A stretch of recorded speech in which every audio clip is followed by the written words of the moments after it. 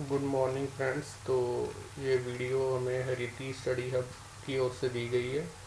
तो इस चैनल के थ्रू मैं आपको C plus plus VB.NET ASP.NET Java Android iPhone programming HTML C#.NET Python CSS MS Word Excel PowerPoint और जितनी भी कंप्यूटर के रिलेटेड प्रोग्रामिंग लैंग्वेजेस हैं और या कंप्यूटर में कोई भी नई टेक्नोलॉजी है उसको इंट्रोड्यूस करूँगा।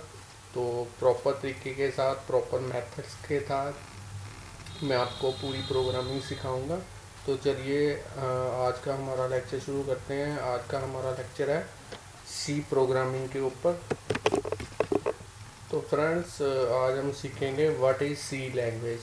तो पहले दो ट्यूटोरियल्स में मैंने आपको बताया था कि सी की हिस्ट्री क्या है और सी का जो सॉफ्टवेयर है विंडोज़ 7, विंडोज़ 8, विंडोज़ 8.1, विंडोज़ 10 के ऊपर कैसे आपने इंस्टॉल करना है। तो आज आप सीखोगे कि सी लैंग्वेज एक्चुअली में है क्या। तो आइए शुरू करते हैं। सबसे पहले जो माइंड में क्वेश्चन आता है किसी भी प्रोग्रामर के दिमाग में कि व्हाट इज़ सी लैंग्वेज, तो सबसे पहला आंसर जो है वो है C is structured programming language. Structured programming का मीनिंग है कि अगर आपके पास कोई बड़ा प्रोग्राम है तो इसको हम डिवाइड करके स्मॉल पार्ट्स में डिवाइड कर सकते हैं। मीन्स कि एक बड़ा कम्प्लेक्स प्रोग्राम है उसको छोटे छोटे पार्ट्स में डिवाइड करके मॉड्यूल्स में डिवाइड करके अलग अलग मॉड्यूल को कोड कर सकते हैं। तो ये जो प्रोग्रामिंग है जिसके थ्रू बड़े प्रोग्राम को छोटे प्रोग्राम या छोटे मॉड्यूल्स में डिवाइड करते हैं उसे कहते हैं स्ट्रक्चर्ड प्रोग्रामिंग। तो सी इसी तरह की लैंग्वेज है। आगे है C is high level language. High level language का मतलब है जो ह्यूमन को मीन्स के प्रोग्रामर या किसी भी पर्सन को समझ में आती है या अंडरस्टैंडेबल होती है, वो है हाई लेवल लैंग्वेज। तो इसके आगे है सी लैंग्वेज इज़ है machine independent language. Machine independent का मतलब है अगर कोई भी आप प्रोग्राम एक बनाते हो एक मशीन के ऊपर तो वो दूसरी मशीन के ऊपर भी रन होगा, तीसरी मशीन के ऊपर भी रन होगा, चौथी मशीन के ऊपर भी रन होगा। पहले क्या होता था, पहले हमारे पास होती थी असेंबली लैंग्वेज प्रोग्रामिंग।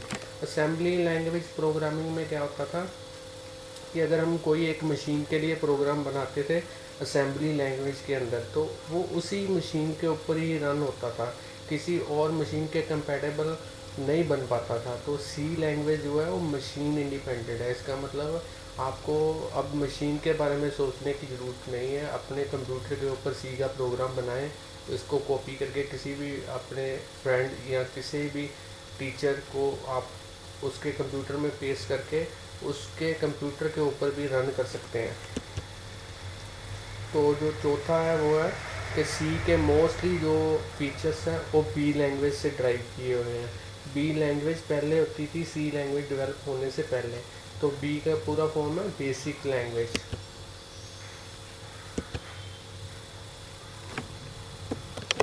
आगे है why C is also called middle level language. C को मिडल लेवल लैंग्वेज भी कहते हैं।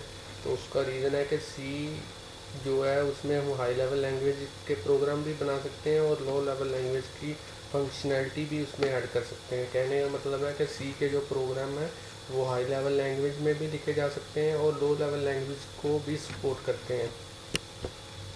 तो सी के थ्रू हम हाई लेवल प्रोग्रामिंग भी कर सकते हैं और लो लेवल प्रोग्रामिंग भी कर सकते हैं। हाई लेवल का मतलब है मॉड्यूलर प्रोग्रामिंग और लो लेवल का मतलब है पॉइंटर असेंबली लैंग्वेज की हेल्प से की गई प्रोग्रामिंग। तो इन दोनों को मिलाकर बनी है हमारी सी, इसलिए हम इसको क्या कहते हैं, मिडल लेवल लैंग्वेज।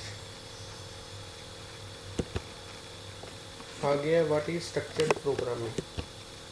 तो C is also called a structured programming because to solve a large problem, C programming language divide the problem into smaller modules called functions or procedure, each of which handles a particular responsibility। कहने का मतलब है कि हम एक large programme है हमारे C के अंदर तो उसको हम पार्ट्स में डिवाइड करके स्मॉलर मॉड्यूल्स में उसको डेवलप कर सकते हैं। तो इस डायग्राम में मैंने आपको दिखाया कि एक मेन प्रोग्राम है उसको हमने डिवाइड कर दिया है 3 फंक्शंस के अंदर। तो ये जो प्रोग्रामिंग है जिसमें हम मेन प्रोग्राम को फंक्शंस में डिवाइड कर सकते हैं इसको कहते हैं स्ट्रक्चर्ड प्रोग्रामिंग। और आगे सीखेंगे what is high level language.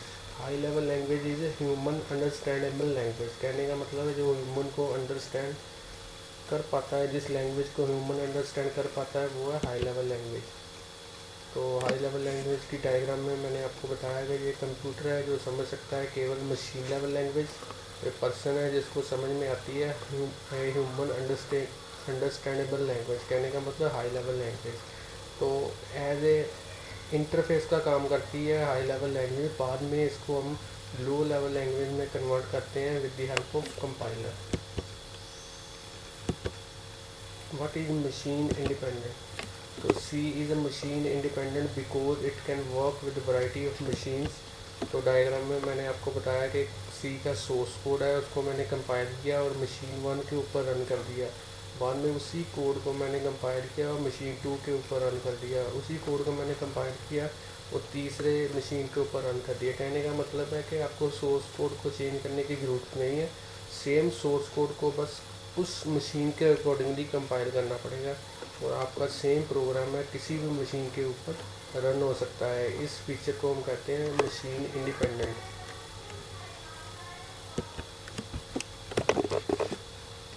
Thanks friend हमारी वीडियो को देखने के लिए। तो अगर आपको ये चैनल अच्छा लगता है तो हमारे चैनल के ऊपर एक सब्सक्राइब का बटन है, तो इसको ज़रूर सब्सक्राइब कीजिए। ऐसे ही मैं और भी वीडियो ट्यूटोरियल्स अपने चैनल के ऊपर अपलोड करता रहूँगा।